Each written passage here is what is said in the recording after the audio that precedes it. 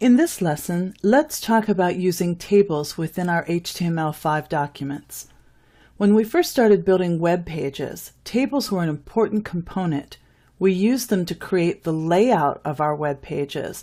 So if you wanted images to appear next to text, or you wanted items to appear in a specific spot on your web page, that's what we used tables for, and they were very important in building early web pages. Now we use CSS, or cascading style sheets, to build our layouts and our formatting in, so we don't use tables for that anymore. Tables can still be very useful, and I want to give you a review of when to use them and when not to use them. So first of all, tables can be really important when you're trying to organize content. When you're displaying large amounts of data, such as a lot of numbers or percentages, things like that, that you want to put in columns and rows, that's when a table can be really useful. And for creating input forms, tables can still be used for that as well. When not to use tables? For laying out web pages, as I mentioned, you don't want the main structure of your pages to be created with tables. You want to build your pages with CSS, and then if you need to add a table here and there for structure of data, that's okay. Another thing to keep in mind is for search engine optimization, or SEO. If you're heavily into that, tables are not a good option for that. Tables have a lot of tags, and I'm going to show you more about that in just a few minutes. So it's really not a good idea to use tables, a lot of tables, if you're really looking for search engine optimization. What that means is that when you're searching for something in a browser such as Google, if I search for pet stores in San Jose and I get a listing of all the pet stores that come up, if I'm one of those pet store owners, obviously I want mine to be near the top of the list. If you're adding a lot of tables to your documents, it can slow things down and it can make your website appear lower on that list. So really not a good idea to use too many tables, and the more complex tables you use, the less successful your search engine optimization is going to be.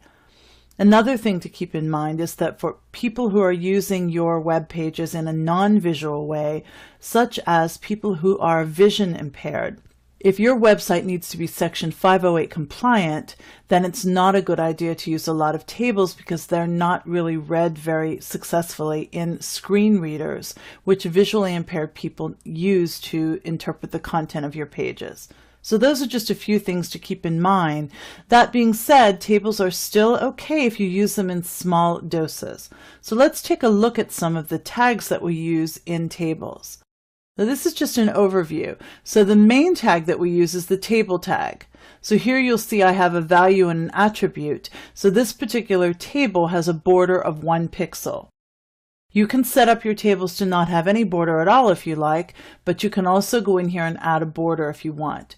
Here's my table head. So if I want a table header at the very top, I can indicate that, but I always have to end it.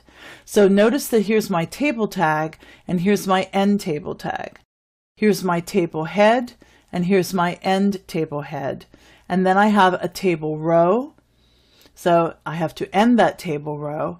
And then for the actual content of the table, we use the TD tag, which stands for table data. So this would be a column. Here I'm telling it to create a column, and here's the text in that column, and here I'm ending that column. Here's the second one, the text in that one, and here I'm ending that column. And then finally my third column and my data that's going into that one, and then I end that one as well. And then we also want to end the row, and then we end the table.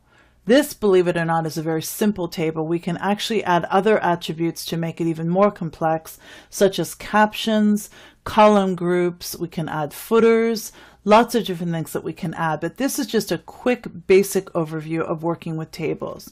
Now let me take you out and show you what it looks like in Dreamweaver. I have a simple table set up here. I'm using my favorite HTML editor, which is Adobe Dreamweaver. You can also build this in straight code if you wanted to. So in here, I've got my table set up so you can see that here's my table tag. This particular one has a border of 1 pixel. This one has a width put in. Dreamweaver automatically puts the width in for me. So this is my table header. It says wood used in covered bridges. And then I have 2 rows and 3 columns. So I have several different types of wood listed in here, and you can see that my table has a 1 pixel border around all the cells. I also have gone in here in Dreamweaver. It allows me to go in here and grab. Notice this little icon that I'm seeing when I'm in between 2 columns. I can use this to actually go in here and make my table wider or narrower, and Dreamweaver automatically goes in and enters the width of all of my columns for me. So this is a very simple table that I have set up, but I just wanted to show you everything we just looked at in that other document in that PDF is here. So here is my table, here is my end table. I have a table row, I have an end table row right here, and then I have my table data and my end table data. So it's very easy to set this up in straight code, but you can also do it very easily in Dreamweaver as well. And that's just a quick overview of working with tables in HTML5.